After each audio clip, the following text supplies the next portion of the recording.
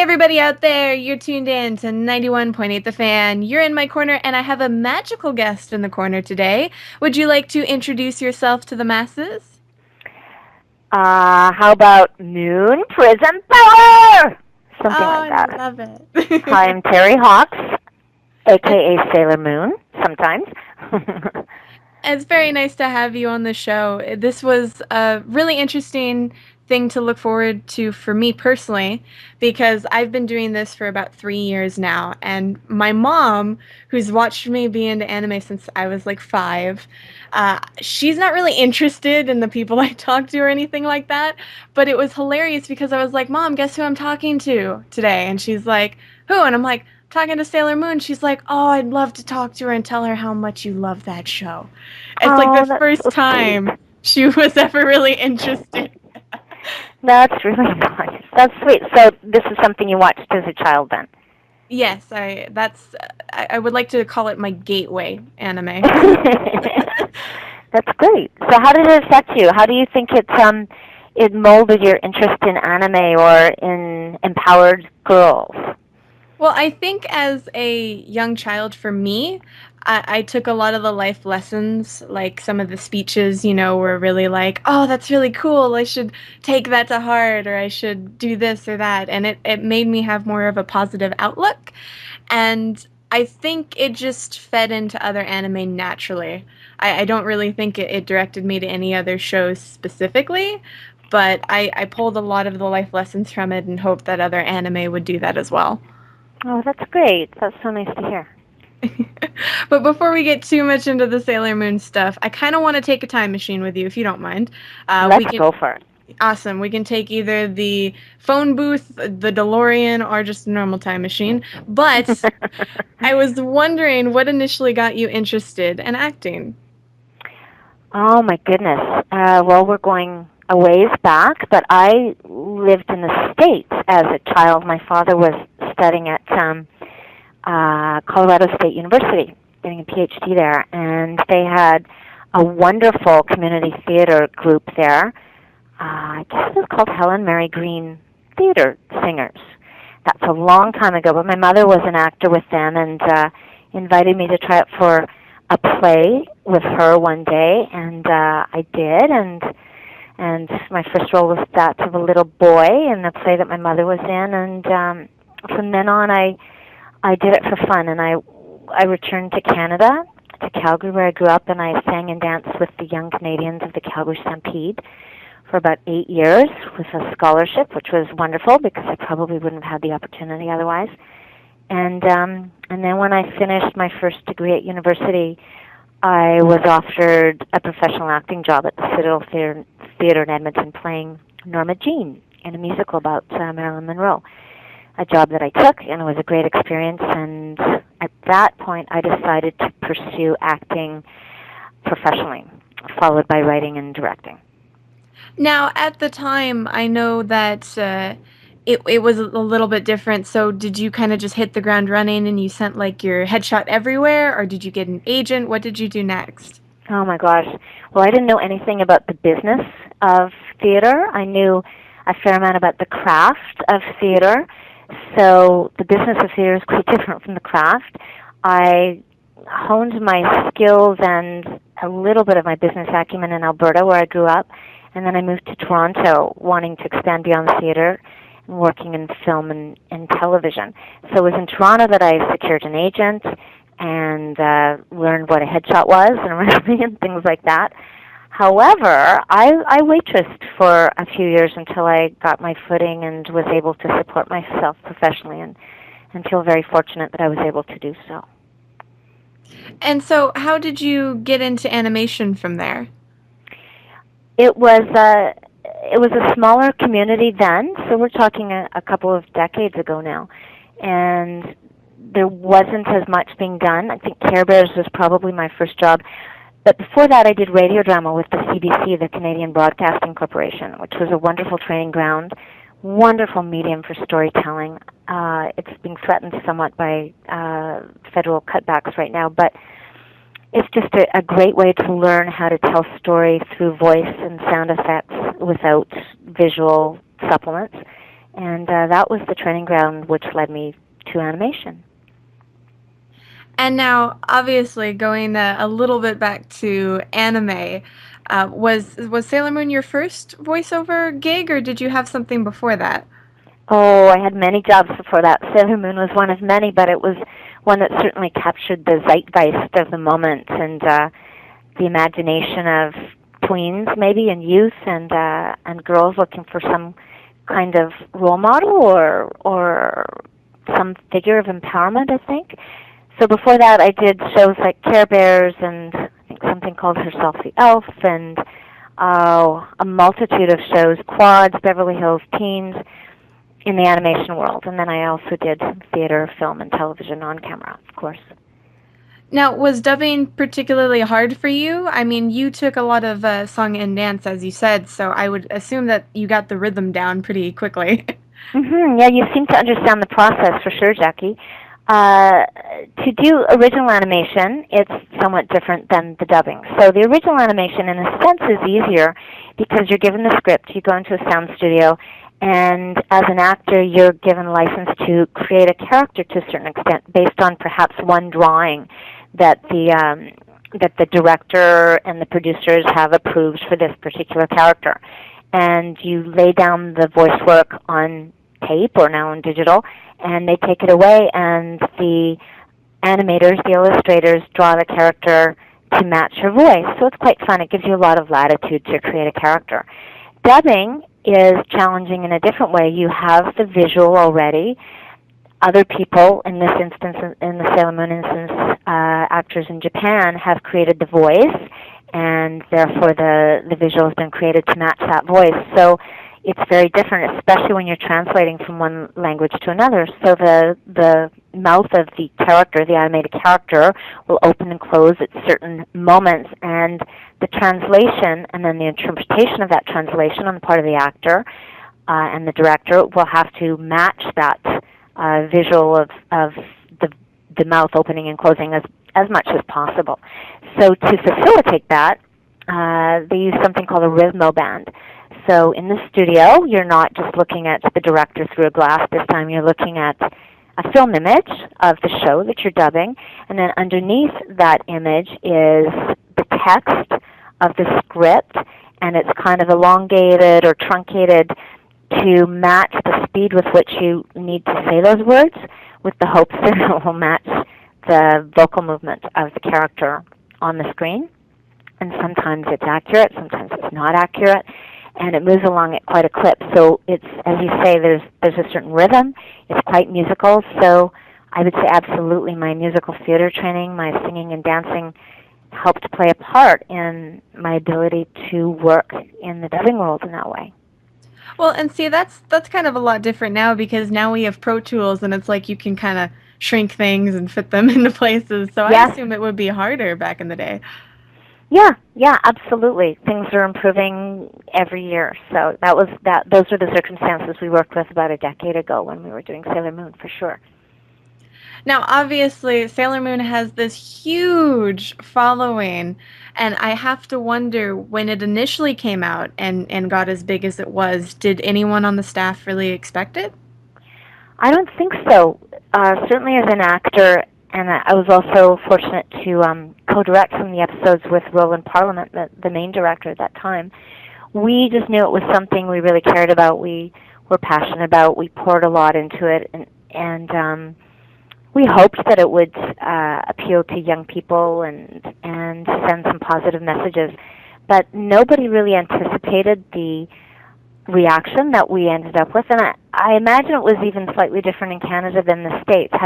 I have spent time living in both places, and in Canada, it was such a huge thing for a while that at Halloween, every second character at the front door was one of the characters from Sailor Moon. I don't know if it quite reached that height in the States, but there were certainly a few years there where it was on everybody's tongues for sure. I can vouch that it did because I believe for like 3 or 4 years, all I was a different Sailor Scout every Halloween. Oh my gosh, that's really fun. I think my mother actually had fun opening the door at Halloween and introducing herself as Sailor Moon's mother. The kids didn't quite know what to make of that. Oh, that's cute though. Yeah, it was great. I remember too. A lot of my friends were really into it, and this is I'm gonna accidentally make you sound really old. But when I was in elementary, Yes, that's okay. Go I for it. I would, if I had a bad day at school, what I would do is like Sailor Moon always came on at like 3:30 when I got home on like Cartoon Network. So as soon as the bus like stopped in front of my apartment complex or whatever, I was running. I was booking it, trying to get home because we got home exactly at 3:30. So mom couldn't talk to me. I just had to sit down. I had to watch, and then my day was all better. Oh, that's lovely. That's a lovely story. Can I just give a shout out to a friend of mine who you just reminded me of a friend of mine named Janelle Redikoff, who lived in Calgary at the time, and she was 6 years old, I think, when we started. My cousin asked me to give her a phone call because she was quite ill at the time, and I did. And she was a little girl who couldn't go to school because her immune system was so compromised. So she used to watch the show 3 times a day, and we developed quite a friendship. And my ongoing friendship with her was just wonderfully illuminating. She was such a powerhouse, full of positive spirit and joy. But just a reminder that animation or radio drama or television shows can sometimes touch people in different ways and go into their homes and reach them in ways that other art forms can't always. So your story is lovely, and it just reminded me of another one. And Janelle since passed away, but she was just a wonderful reminder of that connection with the arts and children, and how positive that can be sometimes. Well, it's nice to see that you were able to make connections with the fans, that way too, because we didn't really have the internet and Facebook and Twitter and all that at the time, so it wasn't as open-ended. That's a great point. Yeah, that's an excellent point. Now, obviously, you said this a little bit behind the scenes, but there has been a lot of, I guess, renewed interest in Sailor Moon. A lot of conventions have been inviting you out, and I think it's due to the 20th anniversary. I believe that's Japanese anniversary coming up, or it's past, or it happened this year. Actually, can't remember. Mhm. I think you're right.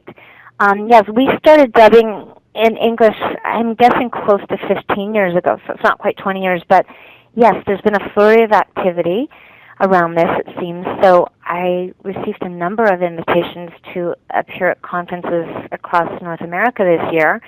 Many I've had to turn down just because I'm involved with other projects and I didn't have the time, but I've chosen to attend 3, which I'm looking forward to. The first one is this coming weekend, May 25th to 27th, the Florida Anime Experience in Orlando. And then in August, I'll be joining Anime Revolution in Vancouver from August 17th to 19th. And hopefully next January in 2013, I'll be in the Gatineau Hills of Quebec, Canada, at the Palais de Congrès de Gatineau in January of 2013. So that's sort of my trifecta, one English-speaking conference in the States, another Anglophone one in Canada, and then a Francophone conference in Quebec, Canada. You must be excited to reconnect with the fans. I think I'll really enjoy it, and I will bring my humility with me because I know that the fans are going to know much more about the episodes and the storyline and the arc of the series than I do. Because when we're working on one show at a time, we're very focused on that. We move on, but I know that people who are quite passionate about this series have done a lot of research, and they're very familiar with a lot of the metaphors and the connections with different sciences, and I look forward to learning from them, absolutely. It's kind of amazing how passionate anime fans can be because It I don't is. think you necessarily see that in other media so much. It is really interesting, isn't it? Yeah, I'm always impressed by the enthusiasm of anime fans and the depth of, as I said, their depth of knowledge around the subject matter and the shows that they're passionate about, and this community that comes together in such a celebratory fashion. It's quite inspiring, and I'm looking forward to being part of it. Now, for the listeners out there, is there any other projects they can see you in, whether it's animation or commercial or even theater? I have redirected my focuses for the time being, and I say focuses, I guess that's foci really. I'm finishing off an MA in Women's Studies and embarking on a PhD in Theater Studies, and I'm focusing on activist theater that empowers women, especially marginalized mothers. So I'm focusing on directing, writing, and teaching in the years to come. Uh, I will have more information around that on a website, which will be renewed and hopefully up for viewing within the next few months. And I hope to explore storytelling through these different mediums, and that's what's quite meaningful to me at this moment. I really like that the idea of that research, and I'm sorry to keep pointing things back to Sailor Moon, but Sailor Moon is such an empowering thing for a lot of girls, so I really like the connection. Thank you. Yeah, when I was working on it, as I said, we didn't really know that it would take off as such, and I felt that Sailor Moon was a really important character in that she gave a voice of empowerment to preteen kids, especially girls, in their attempt to fight the negaverse and whatever that metaphor might mean in a person's life. So I felt that she was an important role model for them, but not perfect.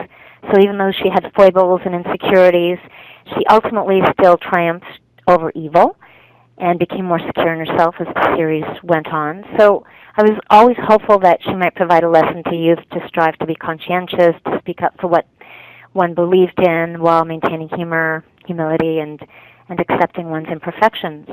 And I'm hopeful that that's what people take away from the team's work on Sailor Moon and her team of Sailor Scouts, so that not only will she be iconic, but hopefully be a voice of hope for the youth of today who watch the series, and maybe the youth of tomorrow as the reruns keep playing in perpetuity. Well, I have to say I appreciate the imperfections because, nowadays you see it more in video games, but you see, like the big boobed, like kick butt sort of characters that can't do any wrong, and they more come off as too sexy.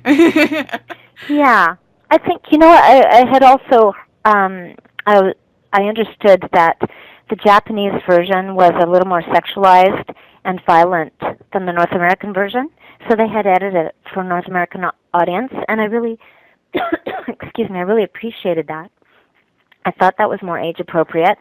I still think the skirts could have been a little longer, but maybe that's coming from my position as a mother right now.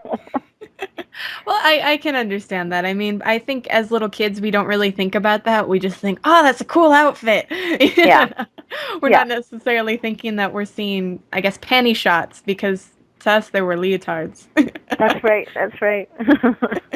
Now, for the listeners who want to keep up to date on what you're doing, do you have a website or do you Facebook or Twitter? Do you have any social media like that? I'm in the process of updating my techno skills, and hopefully that will be available in the near future. So keep your eyes peeled. Well, just let us know and we'll make sure to let the listeners know. That's very, very kind of you. Thanks, Jackie. And Awesome. thanks for taking the time to support anime and anime artists. I think this is a wonderful station, and you provide a valuable service for not just the fans, but for the artists who really are passionate about anime and animation. Thank you so much. Oh, well, thank you. That makes, see, now you're making my head get all big. I'm going to have an ego after this. But I was curious, since we're nearing the end of this interview, if you'd be willing to participate in a 91.8 The Fan tradition. What would that be? Basically, we ask if you'd be willing to do a radio bump for us. However, the trick of it is that we do the takes live on air. So if you mess up, everybody hears it. Okay, all right. I'm a little out of practice, but I'll give it my best shot. Awesome. We just ask if you'd be willing to say, hello, my name is, you insert your name, I do this. You can say that you're an actress, you can list characters you've been, whatever you want to put there. And you're tuned into 91.8 The Fan. Okay. So whenever you're ready. Okay, let's give it a shot. Hello, my name is Terri Hawks. I am sometimes known as the voice of Sailor Moon. I'm also a student and a feminist and a playwright and a director, and you are tuned in to 98.1 The Fan. Very, very close, but you said 98.1 the fan. Sorry, that was incorrect? You said 98.1 the fan, we're 91.8 the fan. Aha! Okay, let me try that again. All right. Take two. Hello, my name is Terri Hawks, and I am also known as the voice of Sailor Moon. I am also a playwright, a director, a feminist, a mother, and you are tuned in to 91.8 The Fan. Perfect. Thank you so much. And My don't pleasure, fret, Jackie. a lot of people do that. Thanks for your patience, and good luck with you and the station, and thanks so much for having me. And for anybody out there that missed any of this interview, shame on you, but don't fret, it'll be up on the website within the next few days, so keep it tuned to 91.8 The Fan, everything you want and nothing you don't.